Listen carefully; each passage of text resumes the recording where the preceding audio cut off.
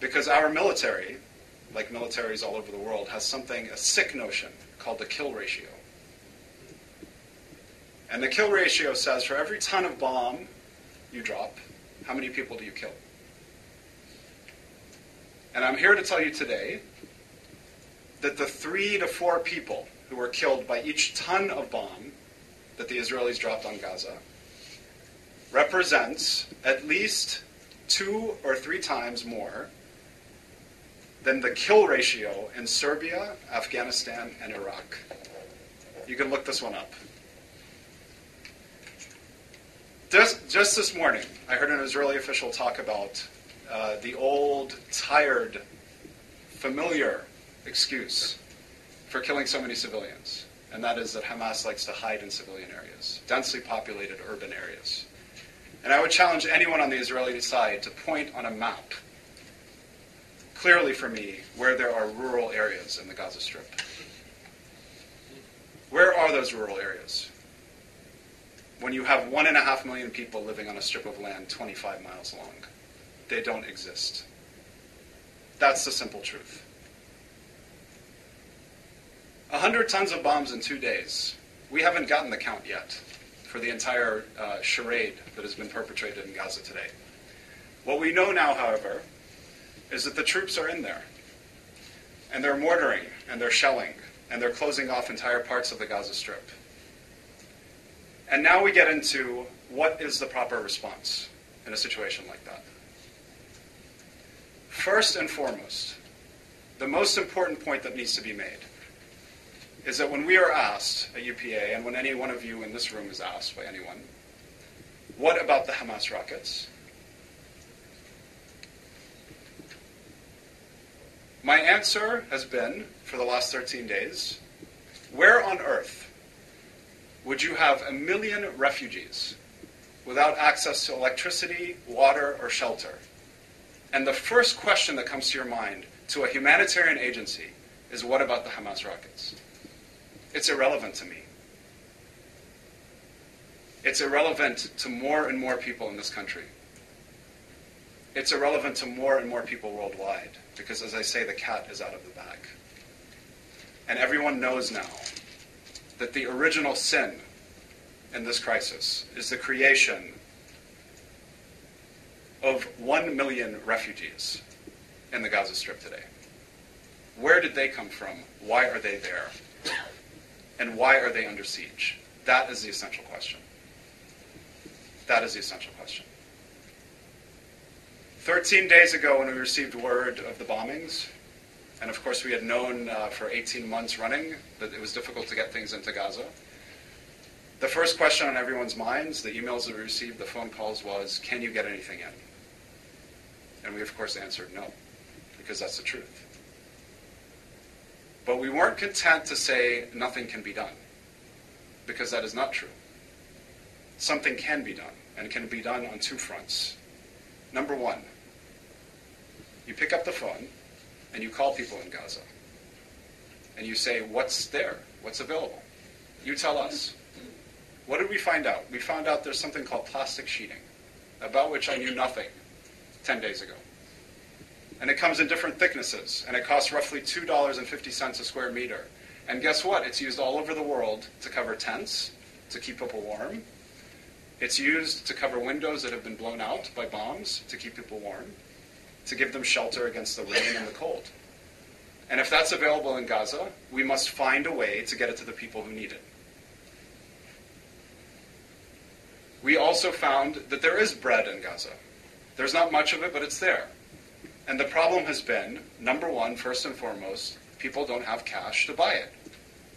So what do?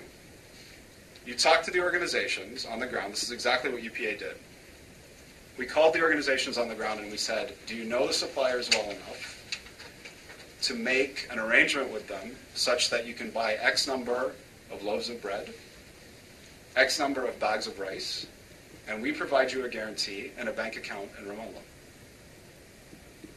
Would they be willing to do that? And of course everyone did, because people bond together under situations like this. So we have effectively, for the past 13 days, been playing the role of guarantor for these sorts of small interventions at the community level, at the neighborhood level. Furthermore, on the health front, we are in no position to provide the 300,000 liters of industrial fuel that Al-Shifa Hospital needs to run for 2 days. But we are in a position to look, again, with local suppliers on the market in Gaza for things like endotracheal tubes. And we found 4,000 of them, and we bought them all up. And we sent them to Jabalia and Beit Hanun and Beit Lahia. We sent them there, fortunately, 3 days before the ground invasion began.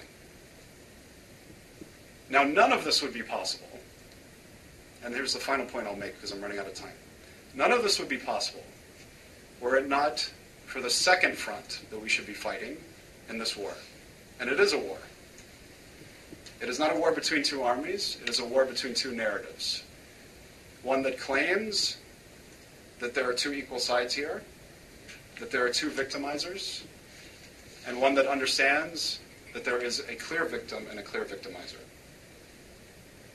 Our side of the war must involve an unrelenting insistence that this is first and foremost a humanitarian crisis.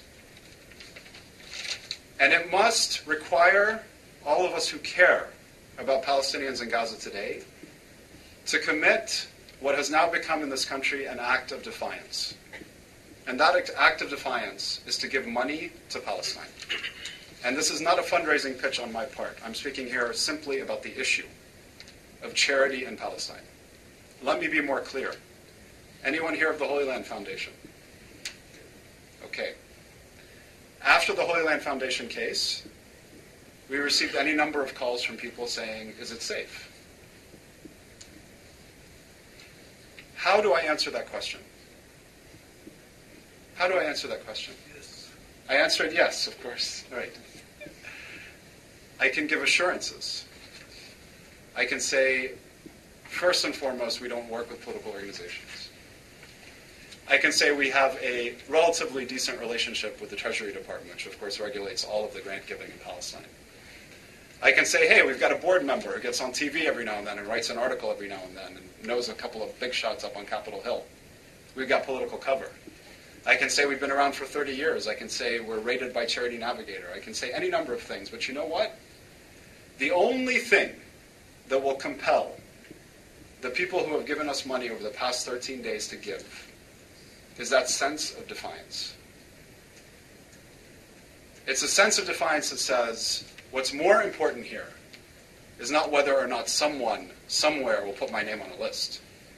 What's more important is that I, in Bulgaria, received a donation just this morning from somebody in Bulgaria who gave us $10, can make a statement with this $10.